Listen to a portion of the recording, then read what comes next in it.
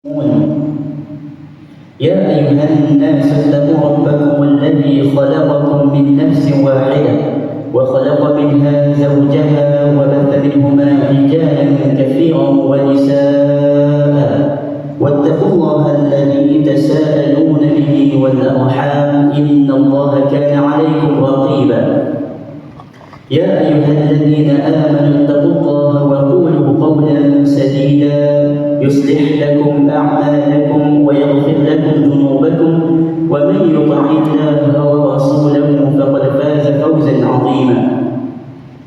Yang saya muliakan Nazir Masjid Bukit Indah, Ashabul Fadilah, tuan-tuan imam, tuan-tuan bilal, seluruh ahli jawatan kuasa yang saya sanjungi, tuan-tuan guru dan para alim, para ustaz dan ustazah, ibu-ibu dan ayah-ayah, tuan-tuan haji, puan-puan hajah, muslimin dan muslimat, hadirin dan hadirat yang dirahmati dan dikasihi Allah Subhanahu wa taala. Apa khabar tuan-tuan dan puan-puan sekalian, sihat? Alhamdulillah. Yang pertamanya, marilah kita sama-sama merafakkan kesyukuran kita kepada Allah Subhanahu wa taala di atas suntikan nikmat yang terbesar Allah berikan kepada kita, iaitu nikmat iman dan Islam.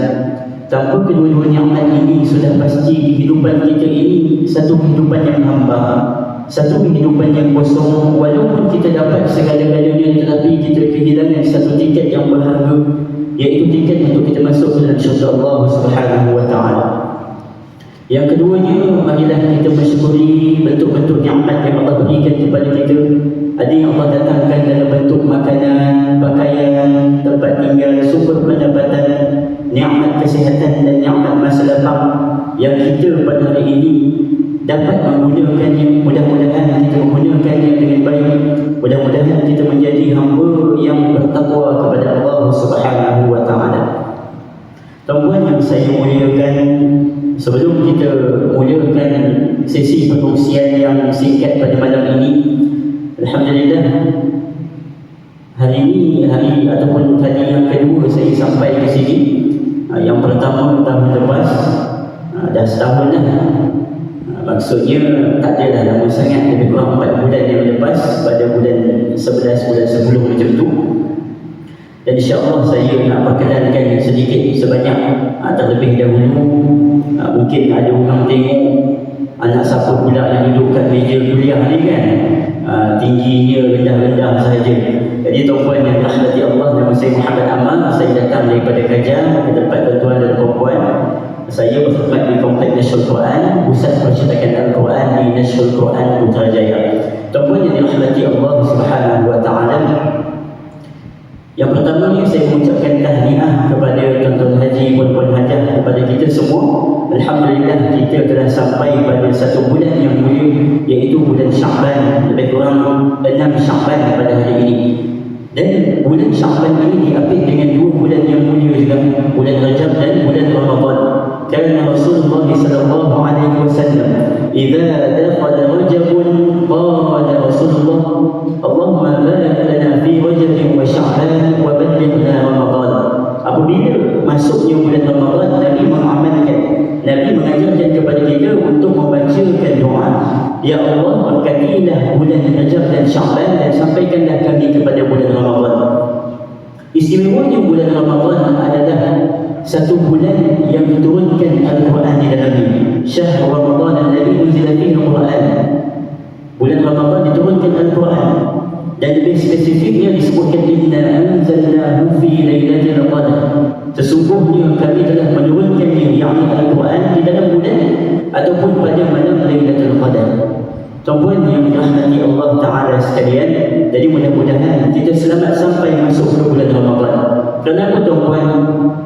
Tidak semua orang yang berpeluang untuk masuk pada bulan Ramadan. Kita tengok pada tahun-tahun yang lepas, ada di kalangan sahabat kita, ada di kalangan ahli keluarga kita, orang yang terdekat dengan kita, tidak sempat masuk pada bulan Ramadan. Dan kalau sempat pun, belum tentu dapat menghabiskan bulan Ramadan ini. Kerana di dalam bulan Ramadan ini, selain istimewa yang dimasukkan ataupun diturunkan Al-Quran, merupakan bulan untuk kita mendapatkan keampunan. Dalam hadis yang masyhur yang biasa tuan-tuan dan puan-puan dengar, apabila Nabi sallallahu alaihi wasallam nak naik ke atas mimbar, dibisikkan oleh Jibril alaihi salam, celakalah mereka yang mendapati pada bulan Ramadan tetapi tidak mendapat ampunan daripada Allah. Dan baginda mengaminkan. Jadi mudah-mudahan kita sampai pada bulan Ramadan, kita dapat menjalankan bulan Ramadan dengan baik, insya-Allah. Allahumma amin. Tuan-tuan yang saya muliakan, alhamdulillah kita telah selesai menjalani bulan Rajab. Yang kita nak sebutkan tentang peristiwa yang juga berlaku pada bulan Rajab. Pada zaman Nabi sallallahu alaihi wasallam, pada tahun yang ke-9 Hijrah, berlakunya satu peristiwa yang besar. Pada tahun yang sebelumnya, bulan Ramadan tahun yang ke-8 Hijrah, umat Islam berjaya menakluk semula, mendapatkan semula Makkah dalam peristiwa Fathu Makkah.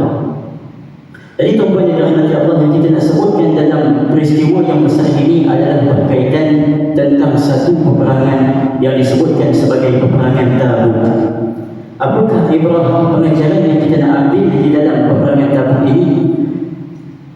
Dalam persediaan, untuk persediaan peperangan Tabuk ini berlakunya rentetan daripada satu peristiwa apabila Nabi sallallahu alaihi wasallam menghantarkan para sahabat untuk menyebarkan agama Islam, dan salah satunya negara yang terpilih adalah negara Rom, satu negara yang besar.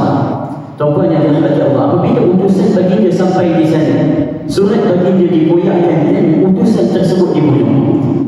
Tuan-tuan yang dirahmati Allah, dalam persediaan untuk bertemu dengan satu negara yang besar, berlakunya dua konflik yang utama yang kita nak sebutkan. Yang pertamanya adalah dari sudut persediaan.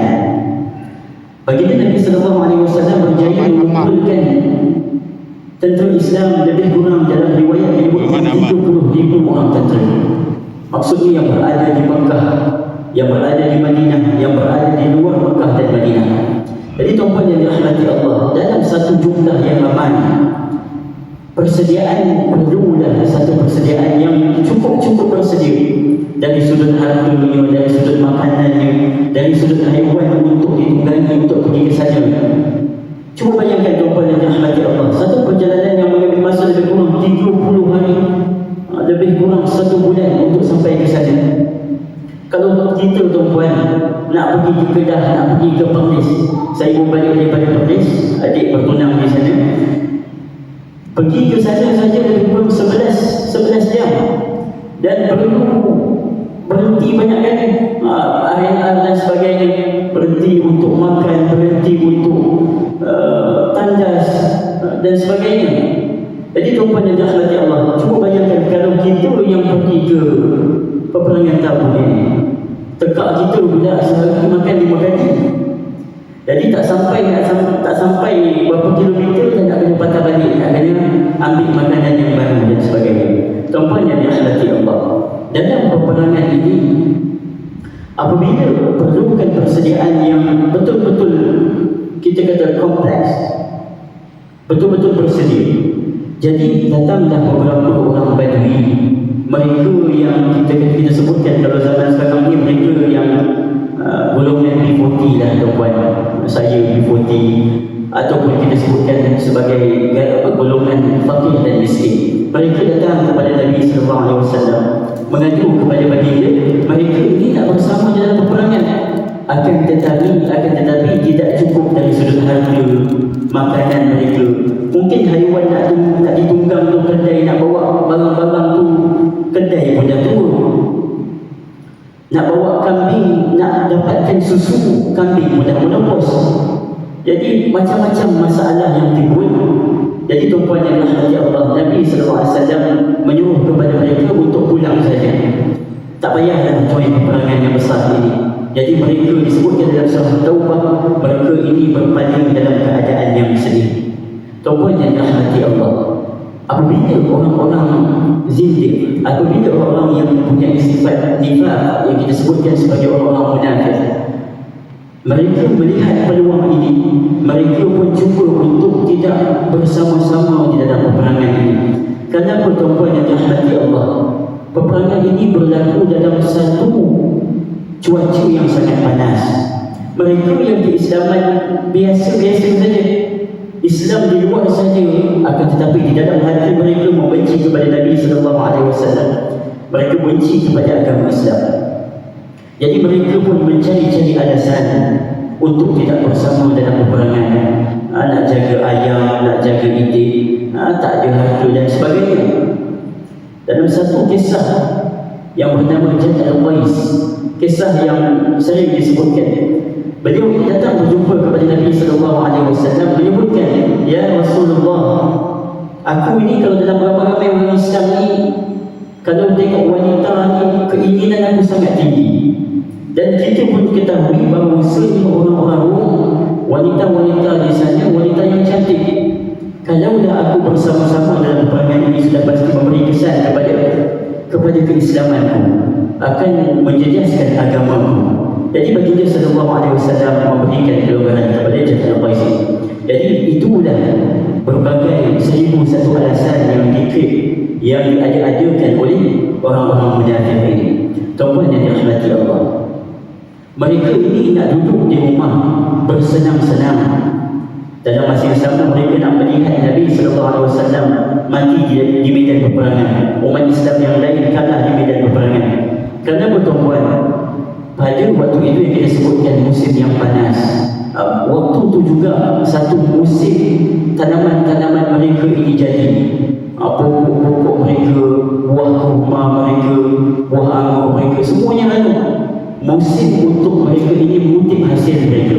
Jadi tuan-tuan yang dirahmati Allah Subhanahu wa taala, Allah Subhanahu wa taala menyembelih mereka ini dalam surah Taubah ayat yang ke-82, "Falyadhaku qalilan walyabku katsiran jazaa'an bima kanu yaksibun." Oleh itu mereka bolehlah ketawa sedikit di dunia ini, akan tetapi di akhirat nanti mereka akan menangis habis-habisan. Jazaa'an bima kanu yaksibun. Itulah apa yang telah mereka usahakan. Tuan-tuan yang dirahmati Allah Ta'ala, ibrah di sebalik peperangan yang terjadi ini sebenarnya tidak berlaku pun pertumpahan darah di antara umat Islam dan tentera Rom. Allah Subhanahu wa taala telah mencampakkan kegerunan, ketakutan kepada tentera ini. Disebutkan dalam riwayat, sedikit dihantarkan utusan kepada tentera Islam, "Kalaulah kamu semua ini tentera Islam, kalaulah kamu semua tunggu di sini walaupun setahun sekalipun, kami tidak akan keluar untuk memerangi kamu semua." Tuan-tuan yang dirahmati Allah Ta'ala, yang kedua ni, peperangan ini diadakan adalah sebenarnya untuk menunjukkan bahawa tentera Islam ini satu tentera yang kuat. Kalau kita lihat pada awalnya, agama Islam ini ditindas di Makkah. Kemudian Allah Subhanahu wa taala memberikan kemenangan kepada Islam dalam peristiwa Fathul Makkah.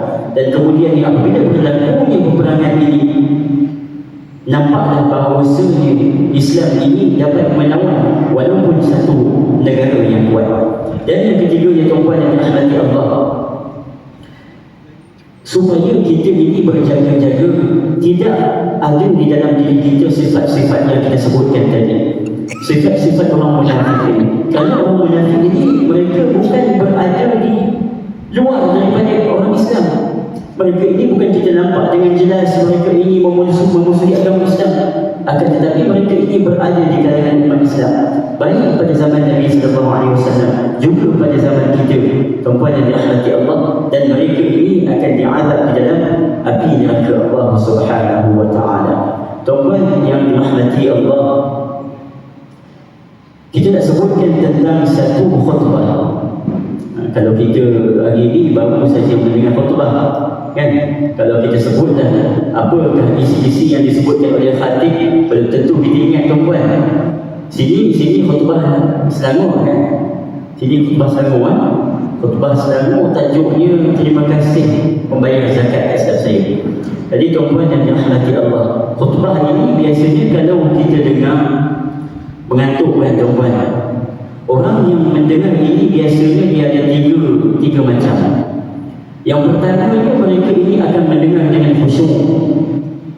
Dia akan dengar dengan khusyuk, kadang dia anggup, kadang dia berkerut, kadang dia tersengih dan sebagainya. Orang yang kedua pula, dia akan tundukkan kepalanya sambil angguk-anggukkan kepadanya, tanda dia masih ada dekat situ. Dia nak meyakinkan bahawa dia ada dekat situ, akan tetapi dia dah separuh sedar. Dan yang ketiga, orang yang dia tunduk dan tak angguk-angguk dah. Kemungkinan rohnya dah pergi berjalan-jalan daripada masjid dan syurga. Tuan-tuan dan rahmati Allah, kenapa saya sebutkan bulan depan saya kuliah di Seksyen 30 Shah Alam. Saya kuliah di sana, ada seorang Tuan Haji, sama lah macam Tuan Haji di depan ni. Kita katakan sebagai orang VIP lah, orang yang paling depan, tanpa ada kerusi untuk disandarkan, tak ada tiang nak disandarkan.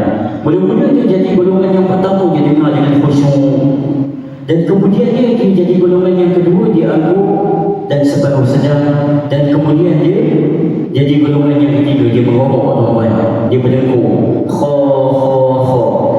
Jadi mungkinlah penyampaian saya kurang menarik, tidak berkesan dan sebagainya. Tuan-tuan yang dirahmati Allah, yang kita nak sebutkan sebagai satu khutbah ini, mudah-mudahan khutbah ini kita tidak mendengarnya di akhirat nanti. Kerana apa tuan-tuan? Khutbah ini bakal disampaikan oleh satu makhluk yang terkutuk, iaitu Iblis laknatullah alaihi.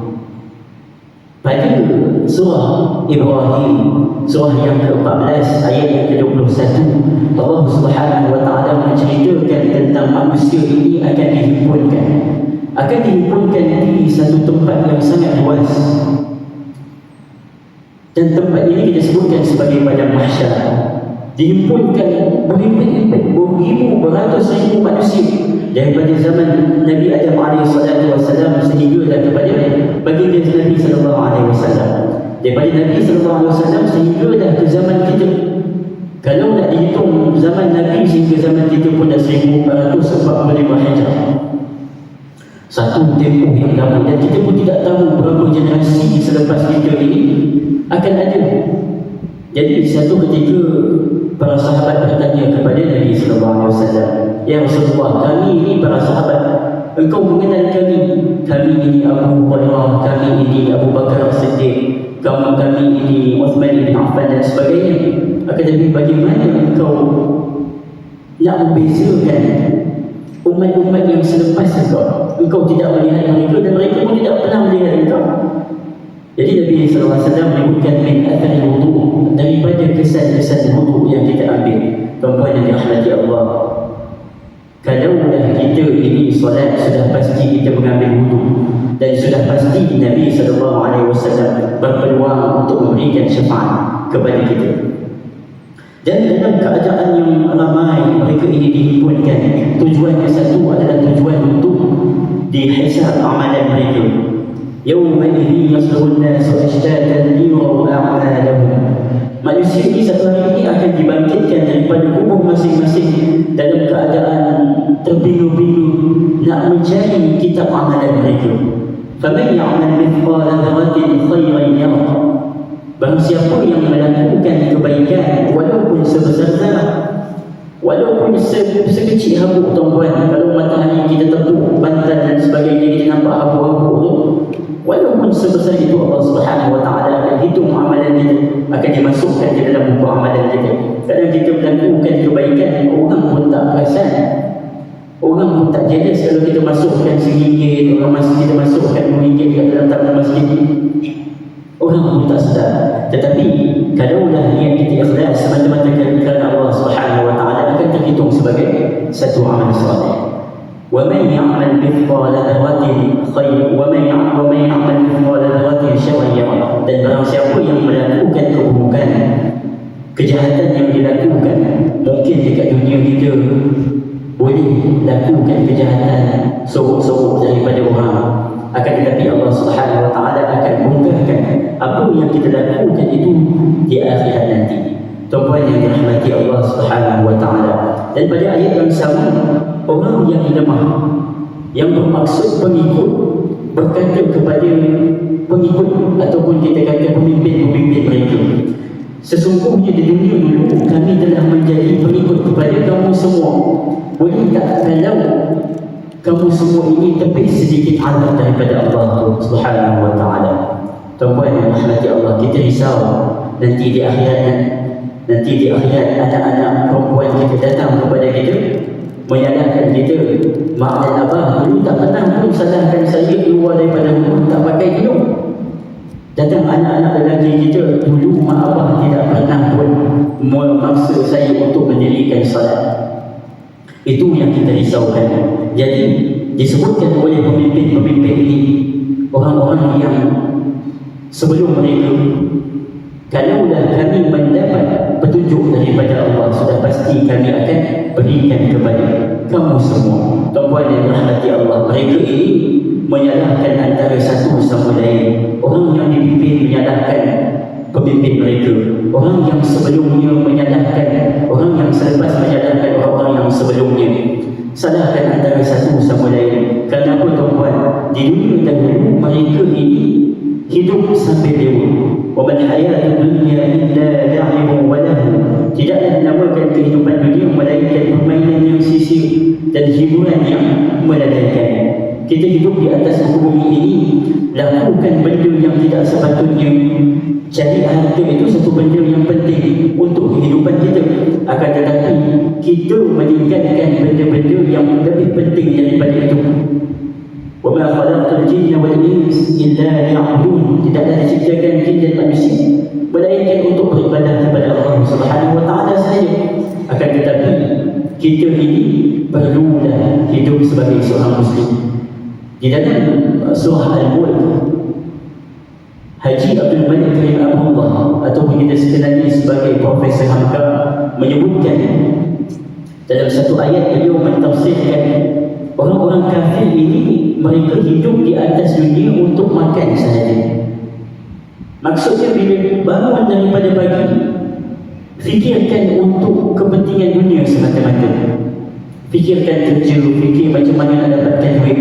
Berbeza dengan orang-orang Islam, orang-orang yang mengaku beriman kepada Allah Ta'ala, mereka ini bangun adalah satu tujuan untuk beribadah kepada Allah, untuk kita melakukan salat subuh, untuk kita menambah nilai dalam amalan kebajikan di dalam kehidupan seharian kita. Tuan-puan yang dirahmati Allah, dalam satu riwayat Abu Fida Ibn Kathir rahimahullah ta'ala dalam tafsir Al-Azim, beliau meriwayatkan daripada Abdul Rahman Ibn Zaid Ibn Aslam, sebahagian daripada mereka di akhirat nanti, orang kafir, sebahagian daripada mereka berkata kepada sebahagian yang lain, sesungguhnya orang-orang yang menghuni syurga, berkat mereka mendapat syurga adalah berkat daripada mereka ini di dunia dahulu mereka banyak menangis kepada Allah, mereka banyak memohon dengan tunduk kepada Allah Subhanahu wa taala. Jadi apa kata kita sama-sama menangis dekat sini, yakni di padang mahsyar nanti. Jadi mereka pun menangis dan terus menangis sehinggalah mereka mendapati apa yang mereka lakukan itu tidak memberi manfaat kepada mereka. Mereka menangis pun azab yang Allah Subhanahu wa taala berikan kepada mereka itu tidak kurang sedikit pun. Jadi berkatalah sebahagian kepada sebahagian yang lain, berkat mereka yang mendapat syurga adalah disebabkan kesabaran mereka. Jadi marilah kita sama-sama bersabar. Jadi mereka pun bersabar dan terus bersabar. Disebutkan tidaklah mereka bersabar itu lebih hebat berbanding mereka hidup di dunia dulu. Mungkin dekat dunia dulu orang kacau kita boleh sabar, orang sakitkan hati kita boleh bersabar. Tetapi hebat lagi mereka, orang-orang kafir ini bersabar di akhirat nanti. Mereka bersabar dan terus bersabar sehingga mereka mendapati tidak ada sesuatu pun dikurangkan daripada azab yang menimpa ke atas mereka. Jadi berkatalah mereka, sama sajalah bagi kita, apakah kita mengeluh ataupun bersabar, tiadalah jalan untuk kita melepaskan diri. Jadi berlakulah, sambunglah banyak perdebatan di antara mereka, orang yang sebelum, orang yang selepas menyalahkan yang sebelum, anak-anak menyalahkan ibu bapa mereka dan sebagainya. Dan sampailah pada ayat yang ke-22 Allah Subhanahu wa taala menyebutkan, inilah apa yang akan didengarkan oleh penghuni-penghuni neraka. Qala Allah Ta'ala وقال الشيطان لما قضي الأمر إن الله وعدكم وعد الحق ووعدتكم فأخلفتكم وما كان لي عليكم من سلطان إلا أن دعوتكم فاستجبتم لي فلا تلوموا لي ولوموا أنفسكم ما أنا بمصرخكم وما أنتم بمصرخي إني كفرت بما أشركتموني من قبل إن الظالمين لهم عذاب أليم. Ibnu Katsir menyebutkan di saat ini telah pun peristiwa ataupun kita katakan penghuni-penghuni syurga telah dimasukkan ke dalam syurga, dan penghuni-penghuni neraka ini telah pun dimasukkan ke dalam neraka Allah Subhanahu wa taala. Dan iblis la'natullah alaihi berada di satu tempat yang tinggi. Tuan-tuan, setelah mereka menyalahkan antara satu sama lain, mereka sudah pasti nak mencari satu punca, iaitu iblis yang telah menyesatkan mereka. Dan iblis apabila telah berada di satu tempat yang tinggi, berkata Ibnu Katsir, tidaklah iblis itu berada di satu tempat yang tinggi untuk menambahkan kesedihan di atas kesedihan-kesedihan mereka, untuk menambahkan kekecewaan di atas kekecewaan mereka, menambahkan kerugian di atas kerugian mereka. Dan disebutkan oleh iblis la'natullahi alaihi, dan berkatalah syaitan setelah selesai perkara itu, sesungguhnya Allah telah menjanjikan kamu dengan janji yang benar. Inna Allah wa'adakum wa'adal haqq wa wa'adtukum fa akhlaftukum, dan aku pun telah menjanjikan kepada kamu, lalu aku telah mengingkari janji tersebut. Macam-macam janji yang telah iblis tipu dayakan kepada kita. Insan yang pertama yang ditipu oleh iblis la'natullah adalah Nabi Adam alaihi salatu wassalam. Baginda telah ditipu untuk memakan satu buah di dalam syurga yang kita sebutkan sebagai buah khuldi. Khuldi itu sebenarnya khalidi, buah yang kekal. Disebutkan oleh para ulama, dinamakan sedemikian adalah kerana kalaulah Nabi Adam AS makan buah tersebut, baginda akan diganjarkan ataupun baginda akan tinggal di dalam syurga untuk selama-lamanya. Tuan-tuan yang dirahmati Allah, macam-macam tipu daya yang dibawakan, dibisikkan oleh iblis, oleh syaitan kepada kita. Allah Subhanahu wa taala telah menjanjikan macam-macam janji. Allah telah menjanjikan syurga, Allah menjanjikan kesenangan melalui lisan perantaraan daripada para nabi dan rasul. Tuan-tuan yang dirahmati Allah Ta'ala, disambung oleh iblis, dan tiadalah bagiku sebarang alasan dan kuasa mempengaruhi kamu selain daripada aku telah mengajak kamu, lalu kamu terluhu menurut ajaranku. Manusia yang tidak fikir panjang, inginkan kesenangan dengan secepat, menggunakan riba dan sebagainya, menggunakan cara mendapatkan harta dengan haram, dengan tipu daya kepada manusia dan sebagainya. Dan disambung lagi, maka janganlah kamu salahkan aku, tetapi salahkan kamu sendiri, salahkan diri kamu sendiri. Aku tidak dapat menyelamatkan kamu dan kamu juga tidak dapat menyelamatkan aku. Sesungguhnya dari dulu lagi aku telah kufur ingkar kepada Allah Subhanahu wa taala, yang kamu sekutukan aku dengannya.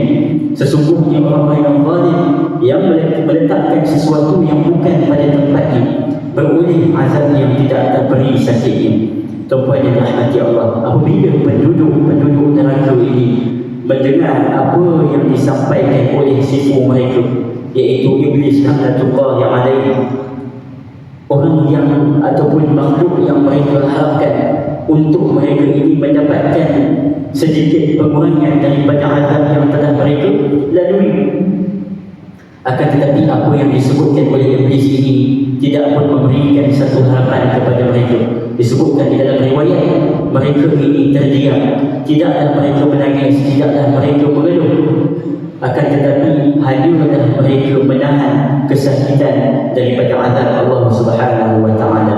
Tuan-tuan yang saya muliakan, Pada ayat yang seterusnya, ayat yang ke-23, dan dimasukkan orang-orang yang beriman dan beramal soleh di dalam syurga yang mengalir di bawahnya beberapa sungai.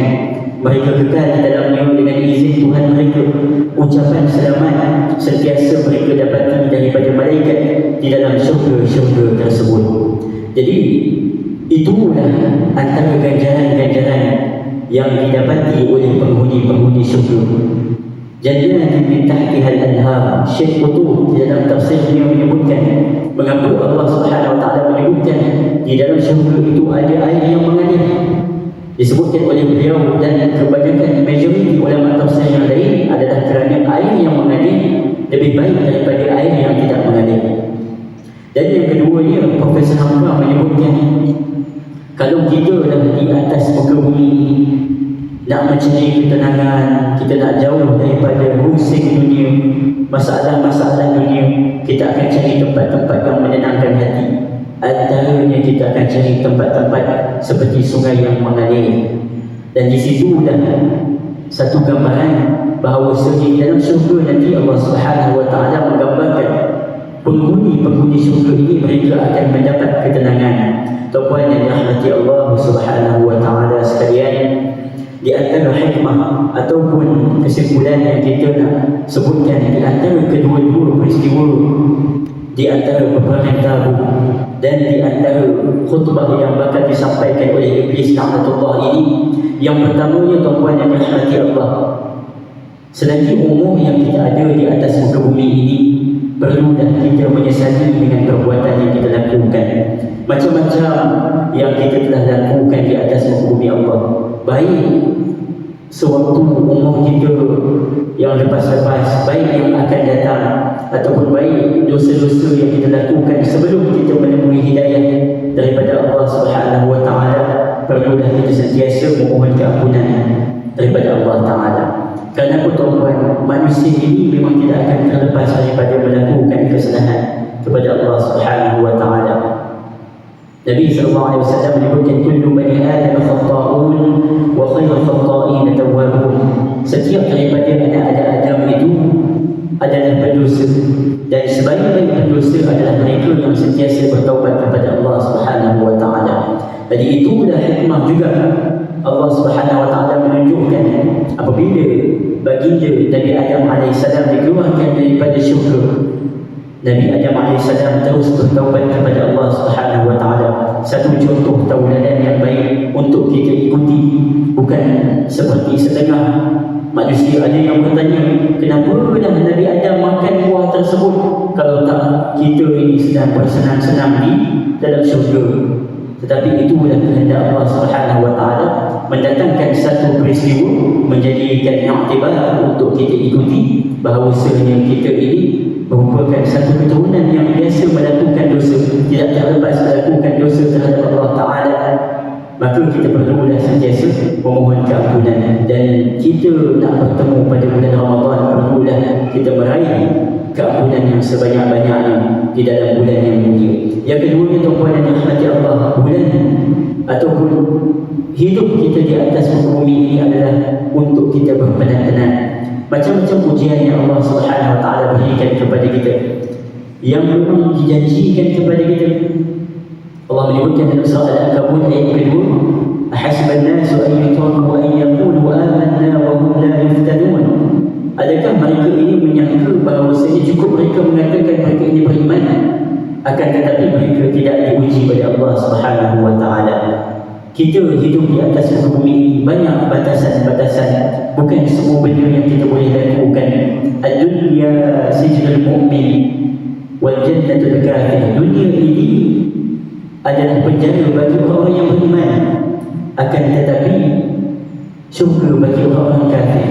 Kita tuan-tuan, kalau kita letakkan diri kita di dalam penjara, sudah pasti kita ni tidak boleh lakukan apa-apa pun ikut kepada hawa nafsu kita. Nak makan pun orang yang hantar, menu pun tidak boleh pilih, kan?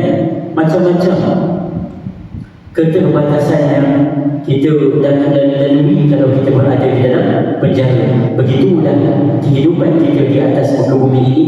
Macam-macam yang perlu kita lakukan mengikut kepada kefarduan. Kalau dalam kehidupan, kalau kita lihat orang-orang kafir, mereka ini boleh hidup sewenang-wenangnya dalam kehidupan, tak ada benda yang diwajibkan ke atas mereka. Akan tetapi kita telah diwajibkan untuk mendirikan solat.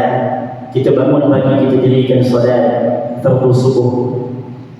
Kita jalan sedikit dan tengah kita kena dirikan zuhur, asar, maghrib dan isya dan sebagainya. Tuan-tuan dan rahmati Allah. Yang ketiganya kita nak sebutkan, kita nak masuk pada bulan Ramadan yang mana saya yakin pihak pengurusan AJK, Tuan Imam dan Bilal semuanya dah ada idea, ada cadangan untuk diapakan dengan masjid yang indah, tempat tuan-tuan dan puan-puan duduk ini. Macam-macam benda yang ada di benak fikiran untuk menjayakan misi pengimarahan sepanjang pada bulan Ramadan. Jadi menjadi satu tanggungjawab untuk diri kita untuk sama-sama bantu menginfakkan sedikit harta yang kita ada, seperti mana yang disebutkan di dalam peperangan Tabuk. Apabila umat Islam yang ramai yang memerlukan persediaan, baginda Nabi SAW menggalakkan supaya para sahabat ini mendatangkan harta untuk bantu peperangan ini. Uthman bin Affan balik ke rumah dan datang semula bawa 200 uqiyah. Dalam riwayat, satu uqiyah ini bersamaan dengan 40 dirham. Saya pernah tambah tolak dalam bahagi, lebih kurang 10,000 ringgit kita, tuan-tuan. Macam mana kalau pengurus nazir masjid umumkan, tuan-tuan balik ke rumah dan esok datang bawa masing-masing 1,000 ringgit untuk pengimarahan sepanjang Ramadan kita ini. Rasa-rasanya tuan-tuan tak datang kot esok-esoknya. Mungkin terawih pun dekat tempat lain. Jadi tuan-tuan yang dirahmati Allah, harta yang kita infakkan tidak mengurangi harta kita. Nabi SAW menyebutkan harta yang kita sedekahkan tidak mengurangkan harta kita. Jadi itu sahajalah tuan-tuan yang dirahmati Allah, perkongsian yang pendek pada malam ini. Sebelum itu saya bukan nak mempromosikan, akan tetapi nak mengajak tuan-tuan dan puan untuk datang ke Kompleks Nasyid Quran pada 23 hari bulan minggu depan, hari Sabtu, sehingga dah 3 Mac, lebih kurang 10 hari kita adakan GFOF Quran Festival, Global Quran Art Festival, yang mana sepanjang open day itu, tuan-tuan, mungkin ada yang pernah sampai kebiasaannya tengok proses percetakan itu daripada atas sahaja. Akan tetapi sebelum hari ini open day ini, tuan-tuan dan rahmati Allah boleh turun dekat sana. Boleh turun. Cuma yang tak boleh jalankan mesej lah. Akan tetapi boleh tengok macam mana proses-proses percetakan, macam mana proses pembukuan Al-Quran, perjelidan Al-Quran dijalankan di sana. أقول قولي هذا وأستغفر الله العظيم لي ولكم. Saya mohon maaf sepanjang perbicaraan saya pada malam ini. Mudah-mudahan kita sempat sampai pada bulan Ramadan. Wabillahi taufiq wal hidayah. Wassalamualaikum